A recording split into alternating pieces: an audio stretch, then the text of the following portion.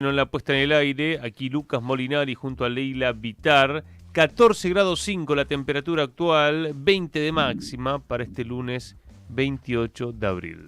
Bueno, y vamos a hablar de esta tensión que va en aumento entre India y Pakistán y para eso le damos la bienvenida al analista internacional Tadeo Castiglione. ¿Cómo estás, Tadeo? Muy buenos días, querida Leila, querido Lucas. Espero que tengan un excelente día. Todo muy bien por aquí. Buen lunes. Buen lunes, Tadeo, y gracias por tu tiempo con Radiográfica. Bueno, nos contás un poco qué está pasando entre estos dos países y si te parece un poco de contexto histórico, ¿no? Porque digamos, es un conflicto que viene desde la Segunda Guerra Mundial, básicamente, ¿no? Claramente estamos hablando de países en los cuales el imperialismo de alguna u otra manera fue el que definió las fronteras actuales, dividiendo dos países con una gran profundidad, pero dejando integrado en diferentes países, en el caso de la India, población musulmana conviviendo con otras poblaciones que no se van a llevar jamás históricamente, al menos desde el aspecto religioso, como es el hinduismo y una población musulmana principalmente en la región de Cachemira. La actual tensión entre la India y Pakistán se da tras un ataque terrorista en la región de Cachemira, región musulmana, pero en los cuales el ataque se centró en contra de unos turistas hindúes, que dejó un saldo de al menos 10 muertos, y inmediatamente el gobierno de la India acusa a Pakistán de estar detrás de este ataque, algo que es muy difícil de comprobar si uno no presenta pruebas y más estamos hablando de dos potencias nucleares como es la India y Pakistán. Son acusaciones muy severas para un contexto de tensión continua históricamente entre los dos países, incluso en su guerra de independencias hubieron choques constantes, por lo cual volver a reflotar conflictos es algo sumamente grave en el escenario actual. Y cómo llega, porque hay que contextualizar cuál es la situación interna de cada país en medio de estas acusaciones y en medio de esta nueva ola de tensión. Bueno, recordemos que la India, bajo la presidencia de Narendra Modi, mantiene un estado muy religioso extremista hindú de defensa de las principales castas del país Ujú. y con incluso elogios continuos al gobierno de Netanyahu en Israel por cómo logró exterminar a la población en Gaza, es decir, por su política en contra de los musulmanes. Entonces vemos a un presidente de la India muy extremista, cada vez más radicalizado y con graves problemas internos políticos. Recordemos que la última elección en la India, Modi gana, vamos a decir, arañando las paredes y la oposición encabezada por Rahul Gandhi y otros componentes políticos indios le empiezan a pisar los talones y en medio de esto, bueno, siempre alguna connotación nacionalista extra sirve para aumentar el apoyo popular y en esa situación llega la India en este conflicto acusando a su vecino Pakistán de estar detrás de movimientos terroristas. Y del lado de Pakistán, bueno, una situación totalmente convulsa interna después del arresto, la destitución y arresto de Imran Khan, el que era primer ministro, y bueno, hasta la actualidad una convulsión interna muy grave, en los cual también este conflicto, al ser un conflicto militar y nacionalista en contra del oponente número uno del país, le ha venido como anillo al dedo para bueno, algún síntoma de unidad nacional en este contexto, pero la situación es sumamente grave porque, bueno, reiteramos, dos potencias nucleares y todo lo que esto puede conllevar. Tadeo, entonces, para sintetizar, tenemos una India fuerte con un gobierno que no es muy conocido acá en la Argentina, pero que es en un punto sanguinario, ¿no? Con opositores. No sé si lo digo bien. Y por otro lado, un Pakistán que tiene un gobierno débil con un opositor que ha sido encarcelado y con muchas protestas, es decir, con una desestabilización política que en Pakistán se viene profundizando. Claramente es, a modo de resumen, es un buen resumen, sumado también de que en el lado pakistaní el peso militar es mucho más fuerte en las decisiones políticas que se toman. Recordemos que hay un generalato militar muy importante que ha estado detrás del arresto tanto de Imran Khan como también de mantener los intereses pakistaníes. Pero más allá de lo que podremos interpretar como un conflicto entre dos países por cuestiones limítrofes o por cuestiones religiosas, yo creo que siempre hay que tener en cuenta el contexto geopolítico. La visita justamente un día antes de que todo esto estalle del vicepresidente de Estados Unidos a la India, creo que nos tendría que hacer un poco de ruido Claro. y que también este conflicto atente directamente contra China, porque la primera medida que toma la India parece una medida que ya estaba programada hace mucho tiempo porque nada tiene que ver con el conflicto en Cachemira, que es cerrar las represas del Indo, del río Indo, lo cual generaría una gran sequía en Pakistán. Es decir, la medida que toma inmediatamente la India no coincide con una medida de escalada fronteriza, sino más bien con una jugada geopolítica que termina afectando a China. Entonces también creo que es necesario entenderlo desde esa perspectiva para comprender que más se utiliza como excusa una cuestión territorial fronteriza para atacar y hacer movimientos geopolíticos mucho más profundos. Ahora, qué complejo, ¿no? El rol de India, también miembro de los BRICS, un país también clave en la multipolaridad. Em, ¿Cómo pensás que pueden jugar el resto de los actores regionales? Ahí, bueno, hablabas de China, pero también Irán dijo que tiene interés en ser un mediador en este conflicto. ¿Cómo pensás que puede jugar el resto de los países para, bueno, apaciguar esta situación y evidentemente la intención que tiene Estados Unidos de, bueno, escalar, ¿no? En las tensiones en esta parte del mundo. Muy buena pregunta, Leila, porque siempre tenemos que observar la India con esta doble jugada. Y esta doble jugada, esta dualidad que hace la India, no nos tiene que sorprender. Por un lado, parte activa del BRICS, beneficiándose de todos los desarrollos del BRICS, y principalmente, por ejemplo, uno de los principales beneficiarios de la sanción en contra de Rusia es la India, porque es quien revende el petróleo ruso en el mercado internacional.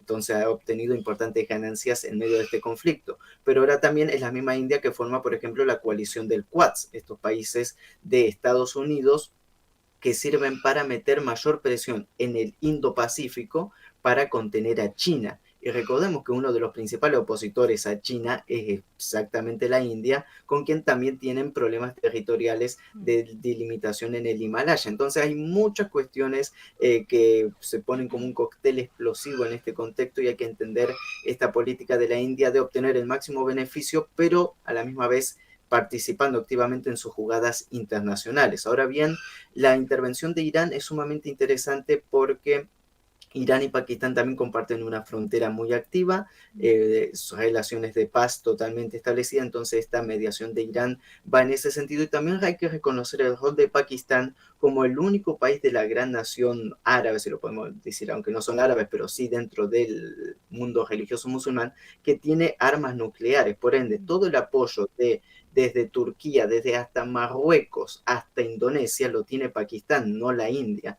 Entonces también si esto lo ponemos en una balanza geopolítica, yo creo que más allá de las actuales escaramuzas, combates muy focalizados y locales, todo esto tiene que ser encaminado hacia la paz porque a nadie le sirve un conflicto a gran escala y yo creo que incluso dentro de la India esta jugada de Modi para ganar incluso más apoyo popular es contraproducente para el mismo desarrollo de su país, por lo cual creo que son algunos factores que también van a pesar en estos momentos. Tadeo, reponiendo las últimas informaciones, ayer terminaba el periodo para poder irse los pakistaníes a Pakistán y los indios a India. Es decir, una decisión de India muy fuerte, teniendo en cuenta que son, yo no sé cuántos indios vivirán en Pakistán y viceversa, pero hay de hecho familias constituidas donde entre indios y pakistaníes, ¿no? Ujú. ¿Qué es lo que se sabe de lo que está ocurriendo ahora, después de este ultimátum de India?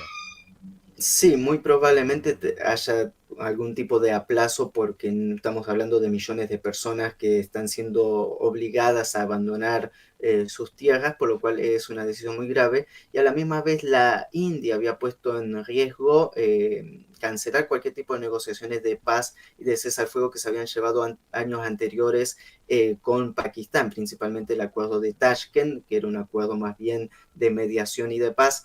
Entonces es bastante complicado. Y si la India continúa tanto con las deportaciones como mantener cerrada el grifo del río Indo a través de las represas, bueno, Pakistán ya dijo que esto iba a tener una clara respuesta militar en medio de este contexto.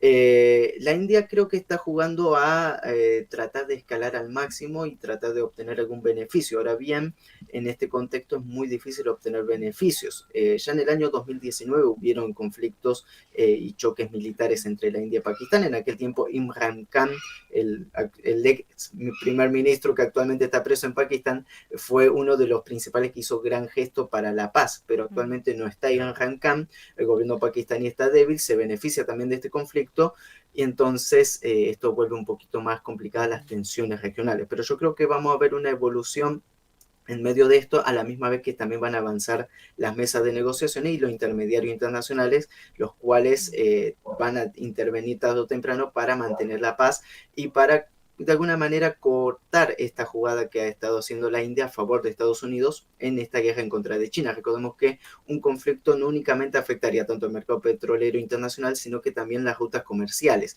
Y el principal motor de China dentro de su proyecto de la Franja y la Ruta es Pakistán, porque tiene el principal corredor en el movimiento de infraestructura, que es el corredor chino-pakistaní, el cual no es menor. Y en este contexto de guerra comercial y de guerra híbrida en contra de China, recordemos los diferentes escenarios, el mar de la China Meridional, Taiwán, ahora también la región de la India con Pakistán, todo esto termina afectando a China Claro. directa o indirectamente y esto lo sabe claramente Estados Unidos. Bueno, una pregunta para cualquier analista internacional es si hay una posibilidad de guerra, ¿a quién le conviene y a quién no le conviene? Acá vos estás diciendo no le conviene a China. Entonces la pregunta es, atrás del grupo que hizo el atentado en Cachemira que mató a 26 indios y a un nepalí, ¿están los Estados Unidos? ¿Está el bloque anglosajón?